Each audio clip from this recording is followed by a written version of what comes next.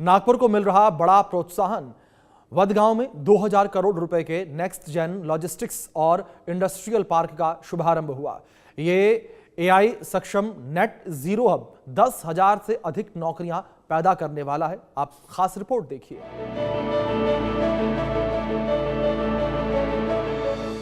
नागपुर के वडगांव में 105 एकड़ में फैले XSIO ब्लैकस्टोन इंडस्ट्रियल पार्क का भूमि पूजन किया गया, जो 2000 करोड़ के FDI निवेश से तैयार होने वाला नेक्स्ट जेन लॉजिस्टिक हब है। ये नया project net zero ready ESG अनुपालन सुविधाओं के साथ आएगा, जिसे IGBC प्लैटिनम और EDGE एडवांस्ड सर्टिफिकेशन मिलेगा। इसमें AI आधारित management, solar power, zero liquid discharge system और डिजिटल ट्विन टेक्नोलॉजी शामिल है। नागपुर की केंद्रीय स्थिति का लाभ उठाते हुए ये सुविधा प्रमुख एक्सप्रेसवे और फ्रेट कॉरिडोर से जुड़ी होगी, जिससे लागत कम होगी और मुंबई, दिल्ली, कोलकाता और चेन्नई तक कनेक्टिविटी में सुधार होगा।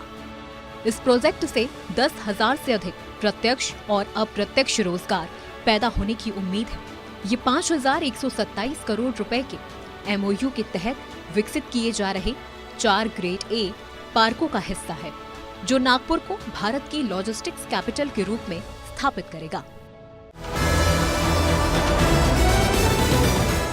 तो वहीं मुंबई में 6 दिसंबर को होने वाले महापरिनिर्वाण दिवस की तैयारियां जोरों पर हैं। मंडपों से लेकर स्वास्थ्य सुविधाओं और भीड़ प्रबंधन तक चैत्य भूमि में लाखों श्रद्धालुओं के आगमन को देखते हुए सभी व्यवस्थाएं अंतिम चरण में हैं। पेश है पूरी रिपोर्ट। महापरिनिर्वाण दिवस के लिए विस्तृत तैयारियां जोर शोर से चल रही हैं। चैत्य भूमि और शिवाजी पार्क में लाखों श्रद्धालुओं के लिए मंडप, पीने का पानी, शौचालय, स्वास्थ्य सुविधाएं, भोजन, सफाई, CCTV, बिजली और बुक स्टॉल जैसी सुविधाओं की व्यवस्था सुनिश्चित की जा रही है। मुख्य सचिव राजेश कुमार ने मंत्रालय में उच्च स्तरीय समीक्षा बैठक की, जिसमें 6 दिसंबर को होने वाले कार्यक्रमों के लिए सभी सुविधाओं को अंतिम रूप देने और सभी विभागों को समन्वय के निर्देश दिए हैं। बैठक में BMC के वरिष्ठ अधिकारियों और पुलिस आयुक्त देवेन भारती ने भी हिस्सा लिया। बैठक का फोकस अधोसंरचना सुविधाओं की समीक्षा करने और सुचारू भीड़ प्रबंधन की योजना बनाने पर रहा।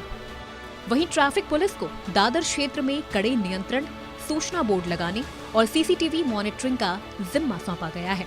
सभी विभाग सुरक्षा, मार्गदर्शन और जन सुविधा उपायों को सफलतापूर्वक लागू करने में जुटे हैं।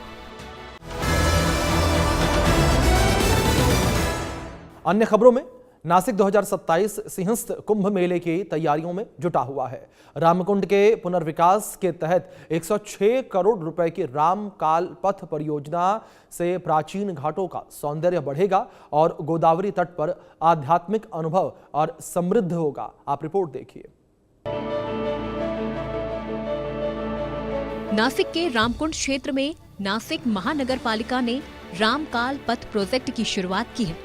अधिकारी यहां किए जाने वाले पुनर्स्थापन कार्यों की समीक्षा कर रहे हैं, ताकि गोदावरी नदी तट पर सुरक्षा और पहुंच को बेहतर बनाया जा सके। यह महत्वाकांक्षी प्रोजेक्ट रामकुंड मार्ग के पूर्ण नवीनीकरण पर केंद्रित है, जिसके तहत वस्त्रांतर गृह और एक निम्न पैदल पुल जैसे ढांचों को हटाया जाएगा।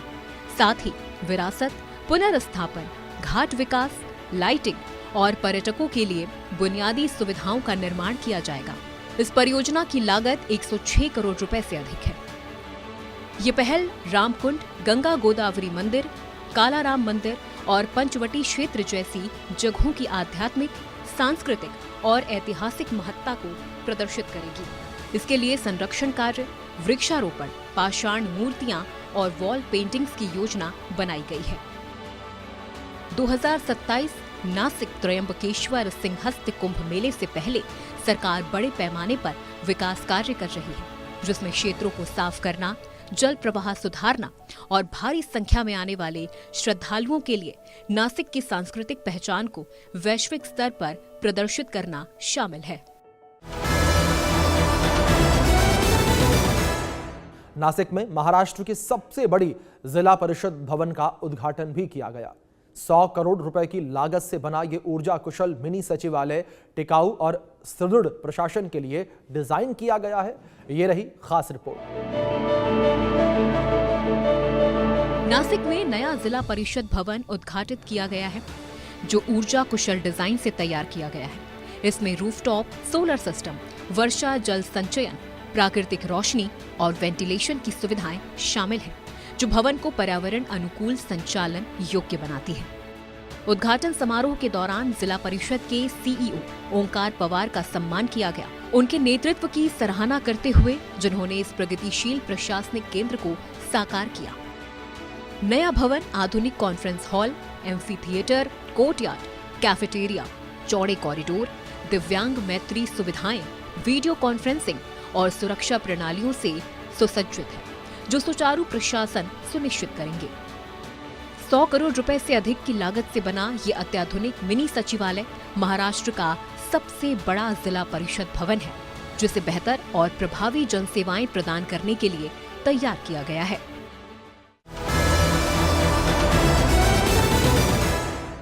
अंत में पुणे छत्रपति संभाजी नगर एक्सप्रेसवे का काम तेजी से आगे बढ़ रहा है।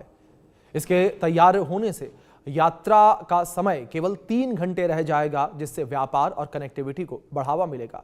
आप देखिए पूरी report. Maharashtra state infrastructure development corporation Pune Chhatrapati Sambhaji Nagar expressway के निर्माण को तेज गति से आगे बढ़ा रहा है। महत्वाकांक्षी समय सीमा को पूरा करने के लिए कई हिस्सों पर एक साथ तेजी से काम किया जा रहा है। इस परियोजना में high grade concrete pavement, elevated viaduct और सर्विस रोड शामिल है, जो 235 किलोमीटर लंबे रूट पर भारी यातायात और हर मौसम में टिकाऊ इंफ्रास्ट्रक्चर सुनिश्चित करेंगे।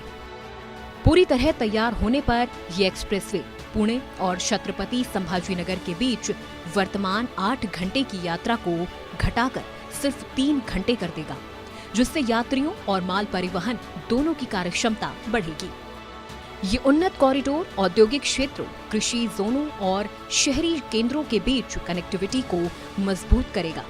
इससे माल की तेजी से आवाजाही संभव होगी और क्षेत्रीय व्यापार और विकास को नई गति मिलेगी।